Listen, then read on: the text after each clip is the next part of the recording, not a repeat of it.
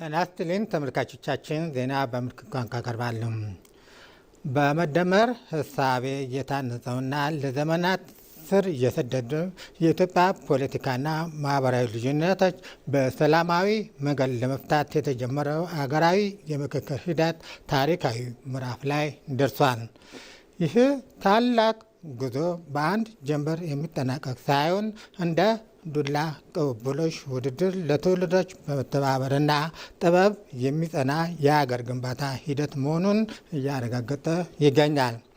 መድረኩ ቀደም ሲል አንድ ጠረጴዛ ዙሪያ ተቀምጠው መነጋገር አይችሉም ብለው ያፌዙ አካላትና አፍራሽ ኃይሎች አፍ ያስዘጋና እጅ በአፍ ያስጫነ በሀሳብ የበላይነት ማዕድ ያገናኘ ትልቅ አጋጣሚ ሆናል።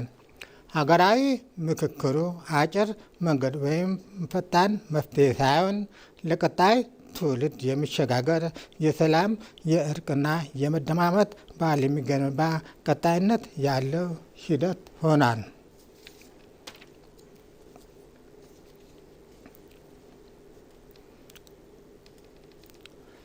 ተቋማት ሲጠናከሩ ሀገር ትጸናለች፣ የዲሞክራሲ ስርዓትም መሰረት ይይዛል ሲል የመንግስት ኮሚኒኬሽን አገልግሎት ገለጸ። አገልግሎቱ ባወጣው መግለጫ የመከላከያና የጸጥታ ተቋማት ሁለንተናዊ አቅም፣ የምርጫ ቦርድ የሪፎርም ስራዎችና የሀገራዊ ምክክር ኮሚሽን ተቋማዊ ጥንካሬዎችን የኢትዮጵያ ብሩህ ፀሐይና የሕዝባችን ሰላም ዋስትና የሚያረጋግጡ ማሳያ መሆናቸውን አመልክቷል። ልዩነቱ የጥፋት መሳሪያ ሳይሆን የህብረ ቀለም ሀገረ ሰዎች ግንባታ ማቀፊያ ነው።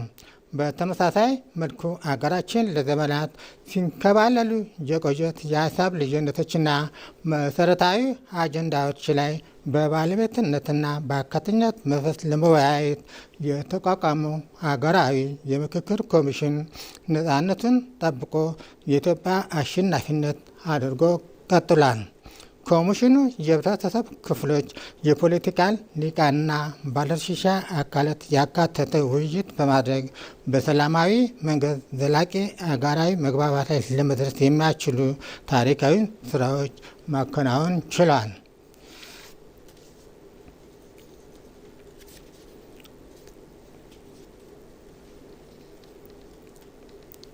በአማራ ክልል የተቋማት የመፈጸም አቅም በማሳደግ እና የቴክኖሎጂን አጠቃቀም በማላቅ አምራች እና ተወዳዳሪ ኢኮኖሚ ለመገንባት እየተሰራ ይገኛል።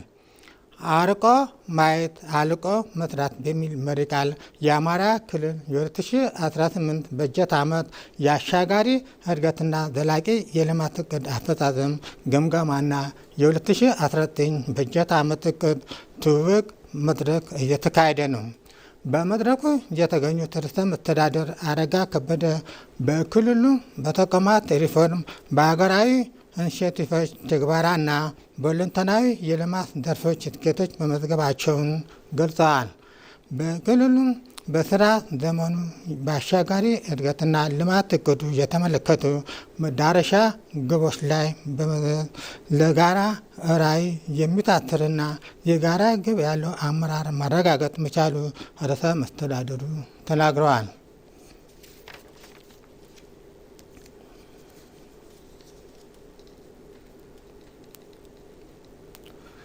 የአዲስ አበባ ከተማ ከንቲባ አዳነች አቤቤ በአራት ስፍራዎች ዘመናዊ የተሽከርካሪ ማቆሚያ ተርሚናሎችና የገበያ ማዕከላት መርቀው አገልግሎት አስጀመሩ። መሰረተ ልማቶቹ የትራንስፖርት ስርዓት የሚያሻሽሉ፣ በርካታ የስራ ዕድል የሚፈጥሩና የሰውን ክብር የሚመጥኑ የዘመነ አገልግሎት የሚሰጡ ናቸው። እነዚህ ዘመናዊ መሰረተ ልማቶች በአንድ ጊዜ በርካታ ተሽከርካሪዎች ማስተናገድ አቅም ያላቸው ማቆሚያዎች፣ የኤሌክትሪክ ተሽከርካሪ ቻርጅ ማድረጊያዎች፣ የህዝብ መዝናኛ ስፍራዎች፣ የንግድ ሱቆች እንዲሁም ካፍቴሪያዎችና ሬስቶራንቶችን ያካተቱ ናቸው።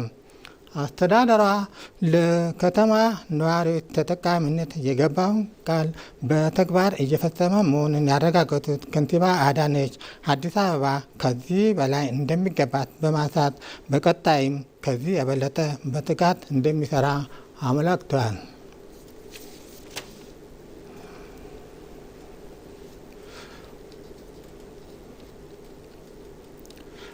በመጨረሻም በአዲስ አበባ ሲካሄድ የቆየው 76ኛው የዓለም ጤና ድርጅት የአፍሪካ ቀጠና ኮሚቴ ጉባኤ በስኬት ተጠናቀቀ። የዓለም ጤና ድርጅት የአፍሪካ ቀጠና ኮሚቴ ሊቀመንበርና የጤና ሚኒስትር ዶክተር መቅደስ ዳባ በዚህ ወቅት የአፍሪካ ሀገራት ሉዓላዊነት ለማረጋገጥ መስራት አለባቸው ብለዋል። ዶክተር መቅደስ አክለውም በመድረኩ የተወሰኑት ውሳኔዎች ወደ ተጨባጭ የጤና ውጤቶች መተርጎም እንደሚያስፈልግ ተናግረዋል። 76ኛው የዓለም ጤና ድርጅት የአፍሪካ ቀጠና ጉባኤ የተለያዩ የጤና ጉዳዮች የተወሰኑ ሲሆኑ በጉባኤው የተካሄዱ ውይይቶች፣ የተደረሱ የጋራ መግባባቶች የአፍሪካ የጤና ስርዓት ለማጠናከር፣ የጤና ደህንነት ለማስፋፋት፣ ፈጠራንና ትብብርን ለማጎልበት ስምምነት ላይ መድረሱን ተገልጿል።